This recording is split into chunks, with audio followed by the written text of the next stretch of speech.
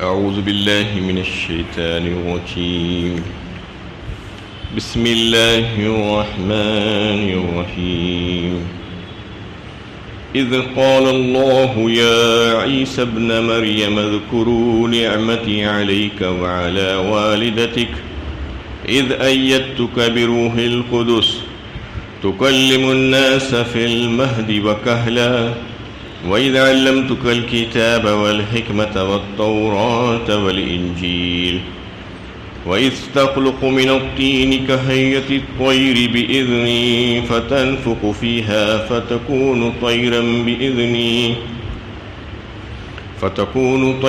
بإذني وتبرئ الأكمه والأبرص بإذني وإذ تخرج الموتى بإذني وإذ كففت بني إسرائيل عنك إذ جئتهم بالبينات فقال الذين كفروا منهم إن هذا إلا سحر مبين. وہ دن جب اللہ فرمائے گا اے عیسیٰ ابن مریم میری اس نعمت کو یاد کرو جس سے میں نے تم کو اور تمہاری والدہ کو نوازا تھا، جب میں نے روح القدس سے تمہاری مدد کی، تم گہوارے میں بھی لوگوں سے کلام کرتے تھے اور بڑی عمر میں بھی، جب میں نے تمہیں کتاب اور حکمت اور تورات اور انجیل کی تعلیم دی، اور جب تم میرے حکم سے مٹی سے پرندے کی سی صورت بناتے تھے اور اس پہ پھونک مارتے تھے تو میرے حکم سے پرندہ بن جاتی تھی، اور تم میرے حکم سے پیدائشی اندھے اور کوڑی کو اچھا کرتے تھے، اور جب تم مردوں کو میرے حکم سے نکال کھڑا کرتے، جب میں نے بنی اسرائیل کے ہاتھوں کو تم سے روک دیا تھا جبکہ تم ان کے پاس کھلی نشانیاں لے کر پہنچے تھے، اور جو لوگ ان میں سے کافر تھے انہوں نے کہا تھا کہ یہ اس کے سوا کچھ نہیں کہ کھلی جادوگری ہے. یہ سورہ مائدہ کی 110 نمبر کی آیت ہے. اس سے پہلے کی آیت میں تمام رسولوں سے سوال و جواب کا تذکرہ آیا تھا. محشر میں اللہ تعالیٰ رسولوں سے بھی سوال کریں گے کہ ماذا اجبتم، فرمایا گیا کہ جب تم نے اپنی امتوں کو میرا پیغام پہنچایا تو انہوں نے تمہیں کیا جواب دیا تھا. یہاں پر خصوصی طور پر بنی اسرائیل کے سب سے آخری پیغمبر حضرت عیسیٰ علیہ السلام کا تذکرہ اللہ تعالیٰ فرما رہے ہیں، اور ان کے اوپر اللہ تعالیٰ نے جو مخصوص انعامات فرمائے تھے اور ان سے خصوصی سوال و جواب 9 آیتوں میں سورت کے آخر تک انہی کا سلسلہ ذکر چل رہا ہے. اس میں یہ بتانا مقصود ہے کہ عیسیٰ علیہ السلام بڑے جلیل القدر پیغمبر ہیں، کلمۃ اللہ، روح اللہ جنہیں کہا جاتا ہے، اور ان کی عزت و عظمت اور شرف بہت ہے، اور عصمت انبیاء کا بھی بہترین اعلیٰ معاملہ ہے. جو لوگوں نے ان کو الہ کا درجہ دے لیا تھا، اللہ تعالیٰ کے ساتھ ان کو شریک کر لیا تھا قوم بنی اسرائیل نے، تو ان کو یہ بتانا ہے کہ محشر کی ہولناکیوں میں انہیں ایسا ہوگا کہ حضرت عیسیٰ علیہ السلام سے بھی سوال کیا جائے گا، وہ بھی اس سے مستثنیٰ نہیں ہوں گے. ان سے اللہ تعالیٰ سوال کریں گے اور وہ اپنی برات کا اظہار بار بار کرتے جائیں گے اللہ تعالیٰ کے سامنے، اپنے بندے ہونے کا اور اپنے عاجز اور کمزور ہونے کا اظہار وہ کرتے جائیں گے. پورے رکوع میں اور اس کے بعد کے رکوع میں سورت کے آخر تک انہی کا تذکرہ آیا ہے. اللہ تعالیٰ ان سے پوچھیں گے کہ اے عیسیٰ، کیا تم نے اپنے آپ کو اور اپنی ماں کو لوگوں کے سامنے یہ کہہ کر پیش کیا تھا کہ مجھے الہ بنا لو، میری عبادت کرو؟ سبحانک، فرمائیں گے وہ آپ کی ذات پاک ہے. انت قلت للناس اتخذونی امی الہین من دون اللہ قال سبحانک ما یکون لی ان اقول ما لیس لی بحق. کہیں گے کہ میری کیا مجال کہ میں ایسا کہتا، ناحق بات جو حق نہیں تھی میں کیسے کہہ سکتا تھا. آپ تو میرے دل کے حال سے واقف ہیں. اور مزید اللہ تعالیٰ کے سامنے اپنی برات کا اظہار کرتے ہوئے فرمائیں گے کہ میں جو کچھ بھی کہا ہوں آپ جانتے ہیں، آپ تو علام الغیوب ہیں، اور میں نے وہی کہا جس کا حکم آپ نے دیا تھا، میں وہی تعلیم دی اپنی قوم کو ان اعبدوا اللہ ربی و ربکم کہہ کر کہ عبادت کرو اللہ تعالیٰ کی، وہ میرا بھی رب ہے اور تمہارا بھی رب ہے، اپنی برات کا اظہار اس دن کریں گے عیسیٰ علیہ السلام۔ تو اس میں بتانا یہ مقصود ہے کہ وہ قوم جو آج ان کو الہ سمجھ رہی ہے، اللہ تعالیٰ کا شریک ٹھہرا رہی ہے، اس کو اس دن پتہ چلے گا کہ وہ تو عاجز بندے ہیں اللہ تعالیٰ کے، اور وہ خود اپنی زبان سے اعلان کر رہے ہیں کہ میں اللہ کا بندہ ہوں، اور تم بھی اور میں بھی اپنے رب کی عبادت کریں گے۔ یہ حکم، وہ یہ تعلیم جو ہے اپنی قوم کو یہ دے رہے ہیں۔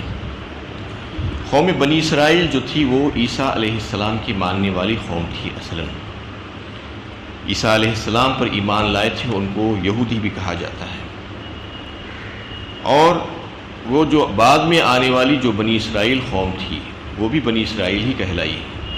عیسیٰ علیہ السلام کو ماننے والی جو قوم تھی، ان کی رسالت کو جو تسلیم کری تھی، لیکن پہلے کی جو قوم تھی موسیٰ علیہ السلام کو ماننے والی، انہوں نے عیسیٰ علیہ السلام کی نبوت کو تسلیم نہیں کیا، ان کی توہین کی، ان کو تکلیفیں پہنچائی، ان کو ایذائیں پہنچائی، حتیٰ کہ یہاں تک کہ ان کو قتل اور سولی دینے کی بھی کوشش اور شرارت انہوں نے کی۔ اور بعد میں آنے والی قوم نے یہ کیا کہ غلو میں اندھے ہو گئے۔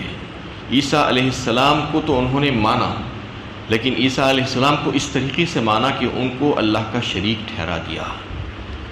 یا اہل الکتاب لا تغلوا فی دینکم غیر الحق، فرمایا اللہ تعالیٰ نے اسی صورت میں آیا ہے کہ اے اہل کتاب، دین کے معاملے میں غلو مت کرو، ناحق۔ غلو کا مطلب یہی ہے کہ حد سے زیادہ آگے بڑھ جانا۔ اللہ تعالیٰ نے جو حدود مقرر فرمائے ہیں دین میں، اس میں آگے بڑھ جانا، یہ غلو ہے۔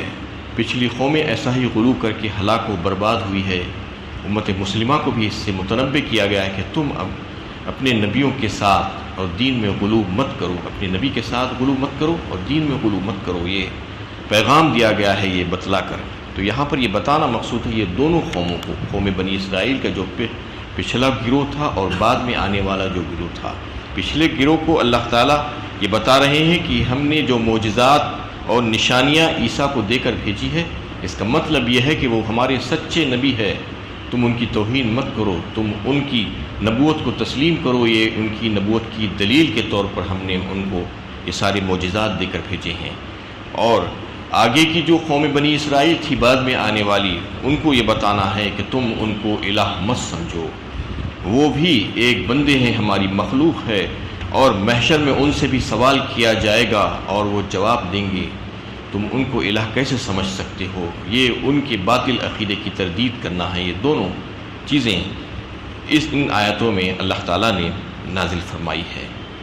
تو اس میں سب سے پہلے اللہ تعالیٰ یہ فرما رہے ہیں کہ ہم نے جو نعمتیں عیسیٰ علیہ السلام کو جو خصوصی نعمتیں دے کر بھیجی تھی اور جو معجزات جو دے کر ان کو بھیجا گیا تھا، اس کا تذکرہ فرمایا ہے۔ اذ قال اللہ یا عیسی ابن مریم اذکروا نعمتی علیک، یاد دلاتے ہیں کہ میں نے جو تمہارے اوپر، جو تمہاری والدہ کے اوپر جو نعمتیں کی ہیں، جو معجزات تمہیں عطا کیے ہیں۔ اذ ایدتک بروح القدس، کچھ معجزات کا ذکر یہاں پر آیا ہے۔ سورہ آل عمران تیسرے پارے میں بھی اللہ تعالیٰ نے عیسیٰ علیہ السلام کے کچھ معجزات کا تذکرہ فرمایا۔ سب سے پہلا معجزہ یہ فرمایا گیا کہ اذ ایدتک بروح القدس، بروح القدس سے جو ہے تمہاری مدد کی ہم نے۔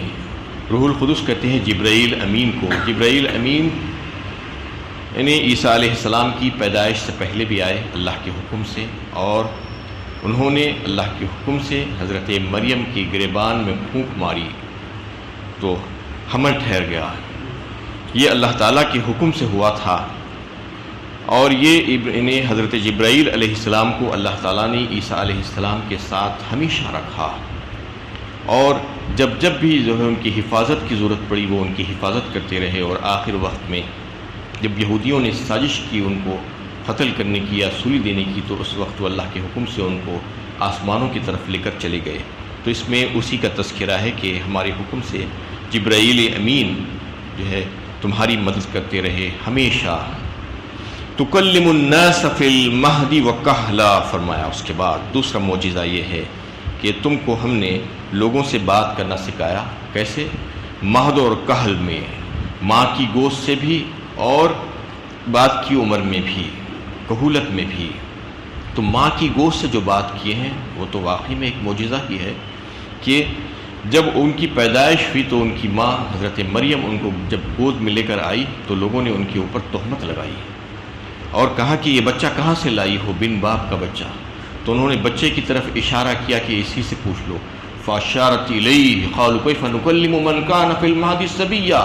تو اشارہ کرنے کے بعد لوگ کہنے لگے یہ بچہ کیسے بات کرے گا، یہ تو ماں کی گود میں ہے۔ قالوا کیف من کان نکلم فی المہد صبیا قال انی عبد اللہ آتانی الکتاب وجعلنی نبیا۔ یہ بچہ کہہ رہا ہے ماں کی گود سے کہ میں اللہ کا بندہ ہوں، مجھے اللہ تعالیٰ نے کتاب دی اور مجھے نبی بنایا۔ یہ انہوں نے خود اپنی ماں کے اوپر لگائی گئی تہمت کو وہیں پر صاف کر دیا ماں کی گود میں سے۔ اور کہولت کی عمر میں، ادھیڑ پن کی عمر میں بھی بات کریں گے تو ادھیڑ پن کی عمر میں تو ہر ایک بات کرتا ہے۔ آپ نے ایسا کوئی معجزہ اس میں بظاہر نظر نہیں آتا، لیکن اس کا مطلب یہ ہے کہ عیسیٰ علیہ السلام کو جو آسمانوں پر اٹھایا گیا تھا اس وقت ان کی ادھیڑ پن کی عمر نہیں ہوئی تھی، وہ صرف 33 سال کے تھے اس وقت ان کو آسمانوں پر اٹھا لیا گیا۔ اب پھر واپس وہ جو ہے اللہ تعالیٰ ان کو جب نازل فرمائیں گے تو پھر وہ اپنی عمر کو مکمل فرمائیں گے زمین پر آ کر، تو اس وقت وہ ادھیڑ پن کی عمر کو طے کریں گے تو اس وقت بھی وہ بات کریں گے۔ مطلب یہ ہے، یہ یعنی مسلمانوں کا عقیدہ ہے اہل سنت الجماعت کا کہ عیسیٰ علیہ السلام کو اللہ تعالیٰ پھر سے نازل فرمائیں گے اور پھر وہ یہاں پر آ کر ایک مقررہ مدت تک اللہ تعالیٰ نے ان کو جو مدت ان کے لیے مقرر فرمائی ہے وہ یہاں پر رہیں گے، اس وقت بھی وہ بات کریں گے۔ یہ دوسرا معجزہ ان کا تھا۔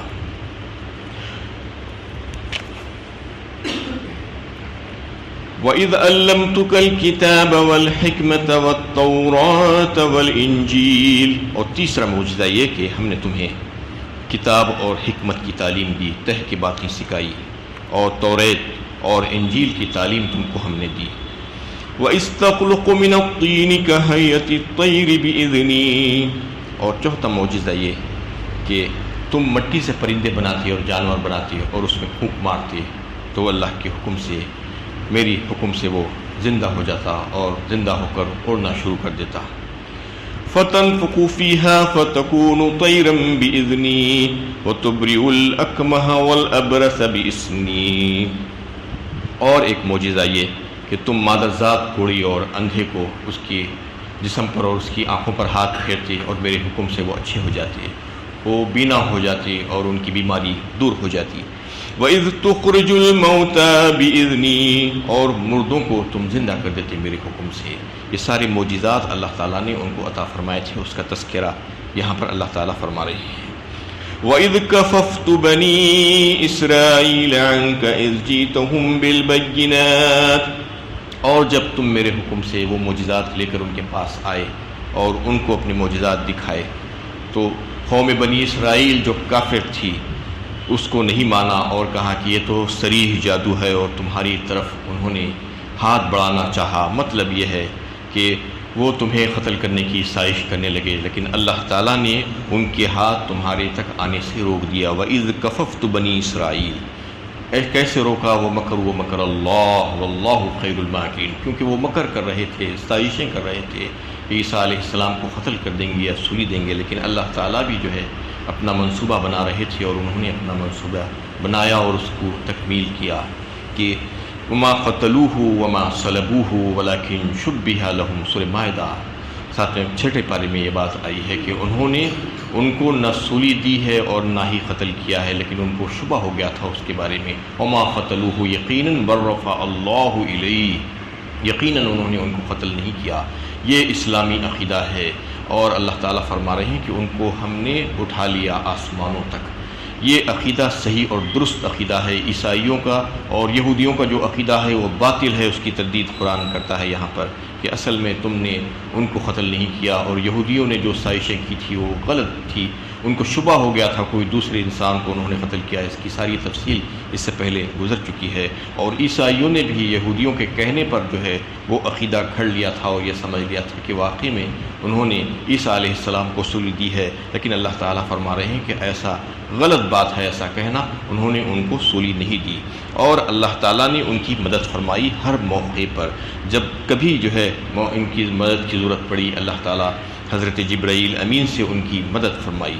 اس میں جو ہے جو معجزے کا ذکر کیا گیا ہے، معجزہ اصل میں اللہ تعالیٰ کا فعل ہوتا ہے. اللہ تعالیٰ کی قدرت کاملہ سے اللہ تعالیٰ اپنے نبیوں کے ہاتھوں پر اس کا اظہار فرماتے ہیں تو وہ معجزہ کہلاتا ہے. اور غیر نبی مومن کے ہاتھوں پر، اپنے نیک بندوں کے ہاتھوں پر اگر اس کا اظہار فرماتے ہیں تو وہ کرامت کہلاتی ہے. اور اس کے علاوہ بھی ایک ہوتا ہے جو فاسق و فاجر کافر جو نظر آتے ہیں، اللہ کے نافرمان، ان کے ہاتھوں پر بھی کچھ ایسے یہ چیزیں نظر آنے لگتی ہے، کرتب دکھاتے ہیں وہ لوگ، وہ بھی اللہ تعالیٰ ہی کے حکم سے ہوتا ہے. اس کو استدراج کہا جاتا ہے، ڈھیل. کوئی یہ نہ سمجھے کہ ایک فاسق و فاجر کے ہاتھ پر اگر کوئی چیز دکھ رہی ہے تو وہ کرامت ہے. کرامت نہیں ہو سکتی، کرامت مومن کے ہاتھوں پر ہوتی ہے. اللہ تعالیٰ کی طرف سے یہ سارا فعل ہوتے ہیں.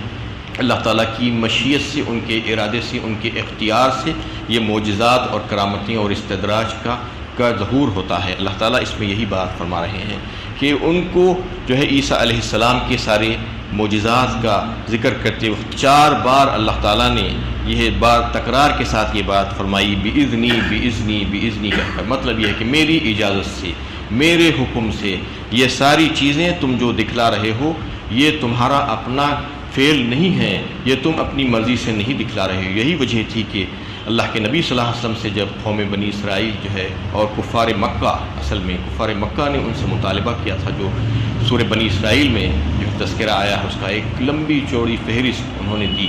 آپ صلی اللہ علیہ وسلم سے مطالبہ کیا کہ یہ معجزات آپ دکھلائیے تو ہم آپ کو سچا نبی تصور کر لیں گے. تو اللہ تعالیٰ نے آپ صلی اللہ علیہ وسلم سے کہلوا دیا ایک ہی آیت کے ایک ٹکڑے میں، سبحانہ ربی هل كنت الا بشرا رسولا. وہ سارے معجزوں کی جو انہوں نے مطالبہ کیا تھا یہ کہہ دیا کہ میرا رب پاک ہے تمام نقوص اور عیوب سے، اور اسی کے علم میں ہے کہ کب معجزہ دکھانا ہے اور کب معجزہ نہیں دکھانا ہے. اور میں تو ایک انسان ہوں، بشر ہوں اور رسول ہوں، اور میرے پاس یہ قدرت نہیں ہے کہ تمہیں تمہارا من چاہا معجزہ دکھا دوں، اور میرے پاس یہ اختیارات نہیں ہیں. اللہ تعالیٰ نے یہ اختیارات مجھے نہیں دیے ہیں. یہ بتا دیا گیا یہ آیت میں سورہ بنی اسرائیل 15ویں پارے میں، سبحان ربی هل كنت الا بشر رسولا کہہ کر اس بات کی بھرپور تردید کر دی گئی کہ معجزات دکھانا نبی کا کام نہیں ہے، بلکہ اللہ تعالیٰ جب چاہتے ہیں تو ان کے ہاتھوں پر وہ معجزات کا اظہار فرماتے ہیں. تو پھر یہ لوگ آج جو سچے جھوٹے کرامتوں کا اظہار یعنی بات کرتے ہیں کہ یہ فلاں بزرگ کے ہاتھوں پر کرامتیں ہوتی تھی اور وہ جب چاہے جب دکھلاتے تھے، جب چاہے جب نبی بھی نہیں دکھلا سکتے تھے، ان کو بھی یہ اختیار نہیں دیا گیا تھا کہ اللہ تعالیٰ جب چاہے جب دکھلاتے ہیں. نبی کے ہاتھوں پر بھی، غیر نبی کے ہاتھوں پر بھی، مومن کے ہاتھوں پر بھی، کافر کے ہاتھوں پر بھی، فاسق و فاجر اور باغی اور غدار کے ہاتھوں پر بھی دکھلا دیتے ہیں کچھ نہ کچھ ایسے کرشمے اور ایسی چیزیں. تو اس میں جو ہے یہ صرف اور صرف اللہ تعالیٰ کا فعل ہے. یہ بات اچھی طریقے سے سمجھ لینا چاہیے. یہ باطل عقیدہ ہے جو لوگوں کا جو گھڑ کر اپنی دکانداریاں چلاتے ہیں کہ فلاں بزرگ کے پاس ایسی ایسی کرامتیں تھیں. اگر کرامتوں کا اظہار ہوا ہے تو وہ اللہ تعالیٰ کا فعل تھا، اور جھوٹی سچی کرامتیں بیان کر کے اپنی دکانوں کو، اپنے کاروبار کو چمکانا نہیں چاہیے، اور لوگوں کو ان کے سامنے جا کر بیوقوف نہیں بننا چاہیے. وہ لوگ اس قسم کی جو باتیں کرتے ہیں اس کی تردید ہوتی ہے اس آیت سے کہ کسی کو اللہ تعالیٰ نے یہ اختیار نہیں دیا، اپنے نبیوں کو بھی نہیں دیا تھا. یہی وجہ تھی کہ موسیٰ علیہ السلام کا مقابلہ جب جادوگروں سے ہوا تو بڑے بڑے جادوگروں کو فرعون نے بلایا اس وقت اپنی سلطنت میں سے کہ آ کر ان سے مقابلہ کرو. تو جب وہ مقابلے کے لیے آئے اور موسیٰ علیہ السلام نے اپنا عصا پھینکا تو وہ جو بڑے بڑے جادوگر تھے وہ بڑے جو ہے طیش میں آئے تھے اور بڑے زام سے آئے تھے کہ آج ہم ان کو ہرا دیں گے. اور فرعون سے جو ہے مطالبہ کر دیا تھا کہ ہم جیت جانے کی صورت میں ہم کو کیا ملے گا. تو فرعون نے ان کو جو ہے کہا تھا کہ تم کو مخربین میں شامل کر دیا جائے گا. اور جب انہوں نے دیکھا یہ تو جو ہے معجزہ ہے اور یہ ایک شعبدہ نہیں ہے جو ہم شعبدہ لے کر آئے ہیں. جادو تو ایک شعبدہ بازی کا ایک جو حصہ ہوتا ہے، جب وہ اپنے شعبدے پیش کرنے لگے تو انہوں نے سمجھ لیا کہ یہ بات غلط ہے. اُلْقِیَ السَّحَرَةُ السَّاجِدِينَ قَالُوا آمَنَّا بِرَبِّ الْعَالَمِينَ رَبِّ موسیٰ وہارون. اسی وقت وہ سجدے میں گر گئے اور کہنے لگے کہ ہم ایمان لائے موسیٰ اور ہارون کے رب پر جو وہ ایمان لے آئے. جبکہ انہوں نے بڑا جادو لے کر آئے تھے، لیکن جادو اس کے مقابلے میں نہیں چل سکتا. کوئی تعلق ہی نہیں ہوتا ہے معجزے کا اور جادو کا. جبکہ قوموں نے جو ہے نبیوں کے اوپر الزام لگایا، ہمیشہ سے یہی ہوتا رہا کہ جب وہ معجزے دکھلائے اللہ تعالیٰ کی طرف سے اپنی نبوت کی دلیل کے طور پر، تو انہوں نے کہا یہ تو سحر ہے، یہ تو جادو ہے. جبکہ جادو اس کا مقابلہ نہیں کر سکتا، زمین و آسمان کا فرق ہوتا ہے. اور نبی معجزہ لے کر آتے ہیں، جادوگر کا جادو تو جو ہے تھوڑی دیر میں ختم ہو جاتا ہے، طلسم ہوتا ہے، وہ اس کو اللہ تعالیٰ ختم کر دیتے ہیں، توڑ دیتے ہیں. یہیں پر جو ہے اللہ تعالیٰ یہ بات فرما رہے ہیں کہ ہم نے تم کو یہ سارے معجزات جو دے کر بھیجے تھے یہ ہماری اذن سے، ہمارے حکم سے تھا. وقال الذین کفروا منہم ان ھذا الا سحر مبین. لیکن وہ کافر جو تھے انہوں نے مانا نہیں، اور ہمیشہ سے وہ یہی کہتے رہے. جب بھی نبیوں نے جو ہے معجزات لے کر آئے اور ان کو دکھایا تو یہ کہا کہ یہ صریح جادو ہے. وآخر دعوانا ان الحمد للہ رب العالمین.